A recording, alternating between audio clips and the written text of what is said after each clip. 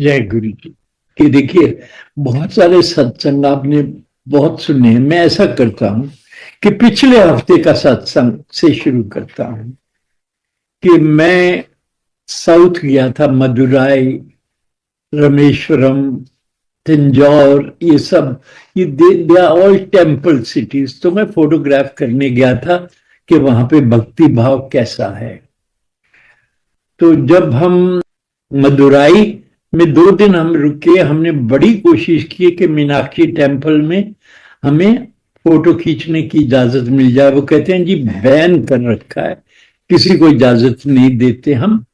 तो हम फिर चल दिए, हम रामेश्वरम गए जहां हमें इजाजत थी अंदर जाके मंदिर की फोटो खींचने की।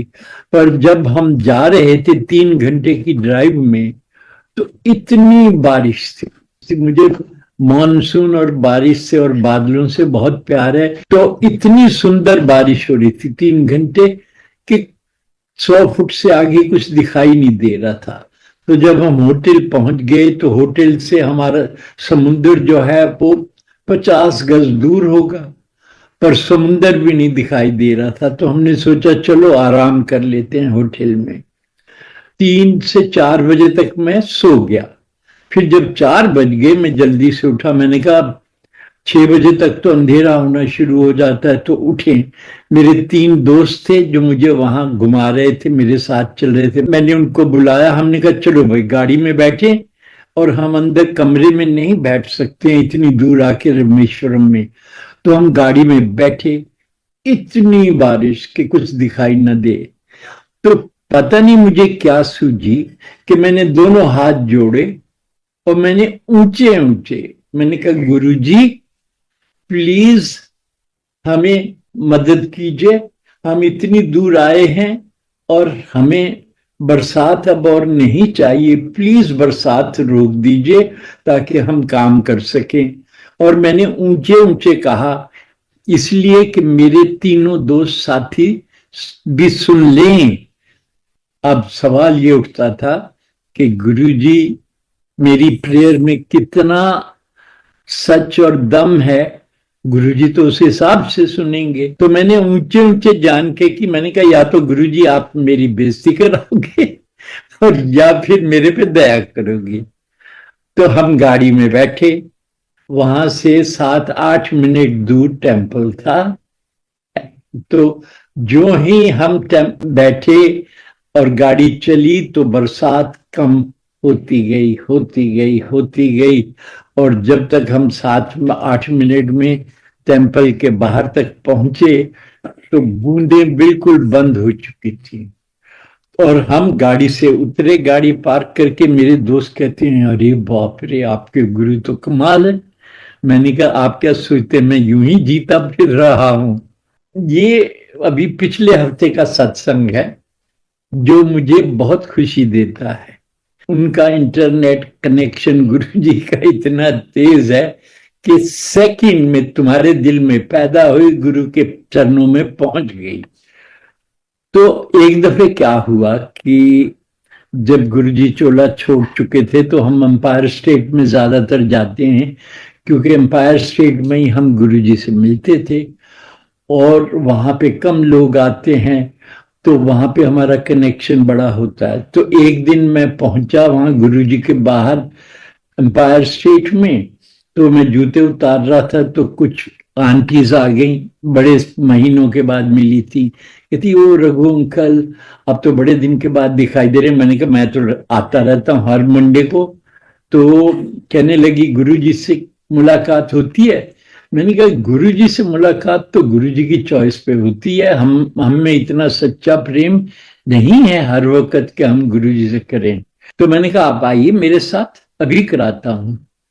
तो हमने जूते उतारे, हम गुरुजी के गेट के पास गए और हमने कहा आंखें बंद करके दुआ कीजिए।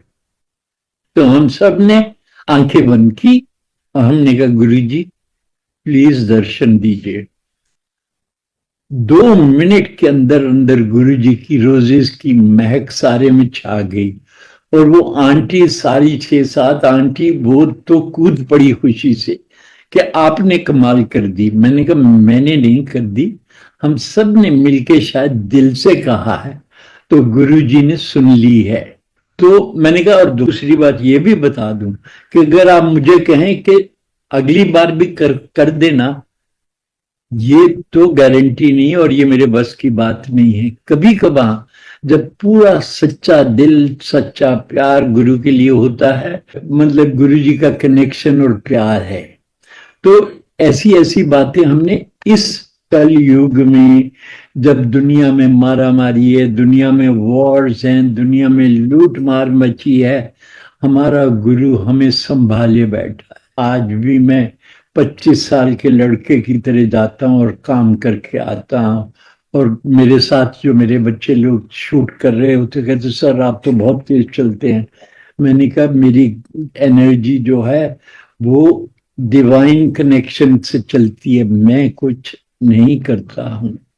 तो हमारे गुरुजी, उनके कनेक्शन, और वो दो ही तो बातें कहते थे, वो कोई लंबे चौड़े भाषण धर्म पे नहीं देते थे। वो कहते थे कि एक तो आप आ गए हैं तो मुझसे कनेक्ट करें, तो आपके अंदर जो है वो मेरे पास आ जाएगा। अब कैसे? जैसे कि आप मान लीजिए कि आप अपने ऑफिस में गए हैं, आपको अपने बॉस से कोई बड़ी खास बात करनी है, तो आप लेटर टाइप करते हैं, आप ईमेल टाइप करते हैं, आप बटन दबाते हैं और आपके बॉस के पास चला गया। ठीक उसी तरह जब आपने अपने दिल का बटन दबाया तो जो आपके अंदर है वो गुरु के पास पहुंच गया। तो गुरुजी यही कहते थे कि मुझे बताओ मत, कनेक्ट करो तो सब मुझे पता हो जाता है कि कौन कहाँ क्या, किस पर्पस, किस मुसीबत, किस कारण यहां मौजूद है। दूसरा वो कहते थे कि संगत जो है, कोई कहता मुझे बेटा दे दो, कोई कहता मेरा कैंसर ठीक कर दो, कोई कहता मेरा ये कर दो, कोई ये नहीं कहता कि मुझे उससे मिला दो। अगर गुरुजी उससे मिला देंगे तो आपका डायरेक्ट कनेक्शन हो जाएगा।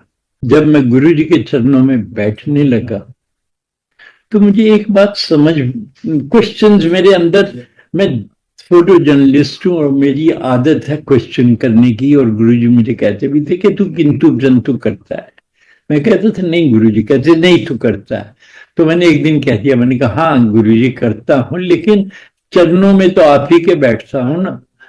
तो जब गुरुजी के चमत्कार में साक्षात देखने लगा तो मेरे अंदर ये सवाल उठा कि भाई, क्योंकि बहुत सारे लोग कहते हैं जी वो शिव का रूप है, कहते हैं वो भगवान है, आप उनको जिन नामों से पुकारना चाहें, जैसा कहना चाहें, वो आपकी इच्छा और आपका फेथ और आपकी चाह है। लेकिन फिर मैंने ये सोचना शुरू कर दिया कि राम आए, कृष्ण आए, अल्लाह आए, गुरु नानक आए, बुद्ध आए, क्राइस्ट आए, सारे आए महापुरुष जिस युग में आए, जिससे भी कनेक्ट करते थे, तो उनकी डिवाइन एनर्जी जो से कनेक्शन होता था, तो जिसकी तरफ हाथ बढ़ाते थे वो डिवाइन एनर्जी उनके थ्रू किसी को भी क्योर कर देती थी, किसी को भी कुछ दे देती थी। सवाल तो डिवाइन एनर्जी का है। ये डिवाइन एनर्जी हमारे गुरु जी में एबंडेंस में थी। तो गुरु जी की ये भी हालत थी कि किसी पे भी नजर पड़ गई, जो नई संगत आई है या कोई भी आया है, तो उसके दुख, उसकी मुसीबतों पे उनका अगर आंख पड़ गई तो वो हाथों हाथ वो निपटाते थे। जब ऐसा करते थे तो वो जो मुसीबत है, वो जो सफरिंग है, वो गुरुजी की बॉडी के थ्रू जाती थी। अब गुरुजी हम सबका कल्याण तो कर देते थे, हमारी मुसीबतें, हमारे सुख दुख, हमारी हार्ट डिजीज, ये वो सारा करते थे, लेकिन जब किसी का करते थे तो उनके थ्रू जाती थी। तो कभी कभी वो बहुत सफर करते थे और कभी कभी फिर वो अपनी पुरानी संगत, देखिए वो हमारा तो कल्याण कर सकते हैं पर वो खुद को कुछ नहीं कर सकते, खुद की तकलीफ का कोई समाधान नहीं उनके पास। तो वो पुरानी संगत में से किसी को कहते थे कि आज मुझे बड़ी तकलीफ है, मेरे लिए दुआ मांगो। आप सोचिए, के गुरु, आप सोचते हैं गुरु की कृपा हो रही है, पर गुरु जिसके थ्रू जा रहा है वो खुद मुश्किल में जा रहा है, तो गुरु को भी हमारा प्यार और हमारे वो चाहिए थे कि वो कनेक्शन पूरा हो। तो गुरु संगत से कहते थे कि भाई मेरे लिए दुआ करो, मैं बड़ी तकलीफ में हूँ। और ये आप मानिए कि 55 साल 56 साल की उम्र में जब हम गुरु जी के पास बैठते थे तो मैं सोचता था मैं गुरु जी से उम्र में इतना बड़ा हूँ, मेरा गुरु तो मेरे जाने तक मेरा ध्यान रखेगा। पर जब गुरु जी इतनी जल्दी चोला छोड़ गए तो तब हम मानने वाली बात नहीं थी हमारे लिए, और हम परेशान भी होते थे कि गुरु जी इतनी जल्दी क्यों चले गए। पर सच ये है कि उन्होंने आते जाते का कल्याण किया, जिस पे नजर पड़ गई उसका कल्याण कर दिया। तो उसकी कीमत तो देनी पड़ती हर एक को, क्योंकि ये डिवाइन और नेचर का असूल है। तो ये बहुत बड़ी बात मैंने सीखी। तो ये भगवान आए चले गए, तो जो डिविनिटी से जब आप कनेक्शन कर रहे हैं तो आपकी बॉडी की एनर्जीज आपकी बॉडी में साक्षात उसका मैनिफेस्टेशन होता है। अब बड़ी बात, हमारा भगवान, मैं ये भी कहूंगा कि ऐसा कोई गुरु मैंने नहीं देखा जो चोला छोड़ के उसके बाद भी इतना प्यार और केयर करता हो अपनी संगत का, और किसी ना किसी रूप में वो हमारे साथ कनेक्ट करते हैं और हम फिर से जागने लगते हैं कि अरे हमारे गुरुजी ने हमारे लिए ये कर दिया है। तो ये जो बड़ी बात है कि ये एक हमारे गुरु ऐसे हैं जो आज भी अपनी संगत से प्यार और उनके वेलबींग के लिए और उनको संभालते हैं, और एक नहीं हजारों। और ये बात भी सही है कि जाने से पहले गुरु जी कई दफे कहते थे कि जब मैं चला जाऊंगा तो इतनी शक्ति छोड़ के जाऊंगा कि जो आएगा, जो कनेक्ट करेगा, उसका कल्याण होगा। और आज देखिए कि इतनी संगत, और गुरुजी कह रहे थे कि इतनी संगत होगी कि आप लाइनों में खड़े होके आएंगे। तो मैं कहता था गुरुजी आप हमसे ऐसी बातें क्यों करते हैं, आप तो इतने, आपकी तो उम्र भी बड़ी कम है। कहते आप देखना, आज वही बात है कि हम 150-200 लोग एम्पायर स्टेट में बैठते थे गुरु के चरणों में, और आज हजारों लाखों लोग लाइनों में लग रहे होते हैं। पर एक बात और भी है कि जब पहली बार हमने देखा कि इतनी बड़ी लाइन है, जब गुरुजी ने छोला छोड़ा, तो मैंने कहा गुरुजी आप हमें कहाँ छोड़ के चले गए। पर एक दिन भी कभी ऐसा नहीं हुआ जब हमें लाइनों में लगना पड़े, कोई ना कोई मैसेज, कोई ना कोई एनर्जी हमें सीधा अंदर गुरु के चरणों में ले जाती है। तो गुरु जी में ये शक्ति आज भी हमारे लिए विराजमान है। अब रही नई संगत और पुरानी संगत, देखिए बहुत सारी नई संगत को इस बात का दुख है कि जी हम तो गुरु को देखे नहीं, हम तो गुरु के चरण छुए नहीं। तो आप तो देखे हुए हैं, आप चरण छुए हैं, आप बैठे हुए हैं उनके साथ, आपने फोटो खींची है। पर मैं एक बात क्लैरिफाई करना चाहूंगा जो बहुत प्रेशियस है, कि जब गुरुजी ने खुद ये कहा था कि इतनी शक्ति छोड़ूंगा, जो मुझसे कनेक्ट करेगा उसका कल्याण होगा, तो नई पुरानी संगत की तो वहां बात ही खत्म हो जाती है ना। अब अगर पुरानी संगत जैसे मैं हूं और मैं ऐसे बैठू के अरे गुरुजी की मैंने फोटो खींची, मैं गुरुजी के चरण दबाए, मेरी बीवी ने गुरु के चरण दबाए, और हम तो गुरु के वो हैं, I tell you it doesn't work like that. This is arrogance. और बहुत कई संगत है जो इस तरह से जीतती है कि हम गुरु के, पुरानी संगत। और आज मैं ये देखता हूं कि नई संगत के साथ इतने सत्संग हैं, नए नए अनबिलीवेबल। तो मैं कई दफे गुरु जी को कहता हूँ गुरु जी आपका नई संगत के साथ लगाव और प्यार इतना भारी है कि आप हमें भूल जाते हैं। तो प्लीज रिमेंबर कि ये नई संगत और पुरानी संगत नहीं है, आज भी पुरानी और नई कनेक्शन की बात है। जो दिल से करे वो पाए, बाकी शोर मचाए और उसका कोई फायदा नहीं है। अब मैं आपसे शेयर करना चाहूंगा फोटोग्राफ्स। देखिए कि अभी तक आपने गुरुजी के पोर्ट्रेट्स देखे थे, क्लोजअप देखे थे कैलेंडर में। आज संगत के साथ कितने ऑर्डिनरी लविंग तरीके से वो बैठते हैं, आज हम वो देखेंगे। और दूसरा ये भी बता दूं कि 2002 से हम गुरुजी के चरणों में बैठना शुरू किया। और चार पहले तो गुरुजी किसी को इजाजत नहीं देते थे। तो एक दिन मेनका गांधी जो गुरुजी की बड़ी भगत है, वो मेरे पास आई, मुझे कहती, रघु तुमने देखा गुरुजी की तस्वीरें इससे अच्छी हो सकती हैं। तो मैंने कहा वो तो बिल्कुल हो सकती हैं। तो कहती चलो गुरुजी के पास चलें। तो हम गुरुजी के पास गए। हमने कहा गुरुजी ये तस्वीरें जो दो चार है ना यहाँ पे, ये अच्छी नहीं है, हम नई अच्छी तस्वीरें बनाएंगे। तो गुरुजी के चेहरे पे बड़ा प्यार आया, उन्होंने कहा हाँ हाँ बनाएंगे बनाएंगे। तो इसी तरह मैं तो खुश हो गया। तो महीना बीत गया, 2 महीने बीत गए। फिर मैंने कहा गुरुजी लगता है भूल गए हैं बात। कहती चलो फिर से चलें। तो फिर हम गए। हमने कहा गुरुजी आपने तो बताया ही नहीं है। तो गुरुजी कहते हाँ हाँ करेंगे करेंगे। तो एक दिन मैं, उन दिनों 4 दिन होते थे गुरु के चरण में बैठने के, थर्सडे, फ्राइडे, सैटरडे, संडे। इसकी भी कहानी सुनाऊंगा मैं आपको। तो हम चारों दिन चले आते थे। और अच्छी बात ये थी, मेरी 2 छोटी बेटियां, तब एक 8 साल की थी और एक 11 साल की थी, स्कूल जाती हुई बच्चियां। वो भी चारों दिन they will choose to come with us. Guruji बच्चों से ज्यादा बात नहीं करते थे, लेकिन वो बच्चियां जो थी आके गुरु के चरणों में बैठती थी और भोली भाली आंखों से गुरु को देखती थी। तो गुरु की दृष्टि तो बड़ी दूर तक होती है। एक दिन गुरुजी, मेरी दोनों बेटियां बैठी, छोटी वाली, तो गुरुजी कहते ए छोटी बेटी तेरी है ना पहले ब्याह करूंगी। तो हम हंस पड़े। तो अभी हमारी बेटियां, एक 32 साल की, एक 29 साल की है।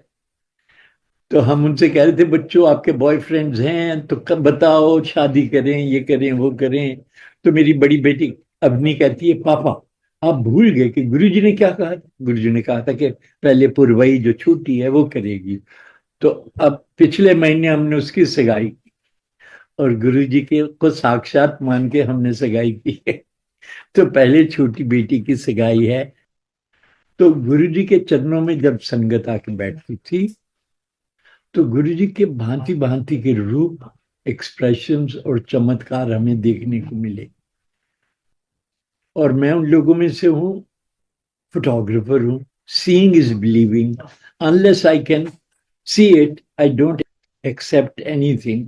तो देखते देखते मैंने देखा कि गुरुजी, उनकी रेंज, उनकी रीच, पता नहीं कहाँ कहाँ किसका क्या कल्याण कर देते थे। मैंने आज तक ऐसे कभी सोचा भी नहीं, और बहुत सारी डिटेल्स तो पढ़ी भी नहीं दुनिया में कि गुरु भगवान क्या कर देता है। अच्छा, दूसरी बात यह है कि ये भगवान आज चले गए, हमारे गुरु डिवाइन एनर्जी आज भी हमसे कनेक्ट करते हैं। और मैं ये कहूंगा कि वो हिंदू मुसलमान कोई भी सिख ईसाई हो, डिवाइन एनर्जी सबके लिए अवेलेबल है इस दुनिया में। और जो प्योरिटी और कमिटमेंट से जिए तो वो दर्शन पाए, वो ब्लेसिंग्स पाए। मैं जब आता था तो मैं उनके चरण नहीं छूता था, मैं उनके चरण, जो उनके तलवे होते हैं, नीचे से उनके पाँव में हाथ लगाता था और माथे पे लगाता था।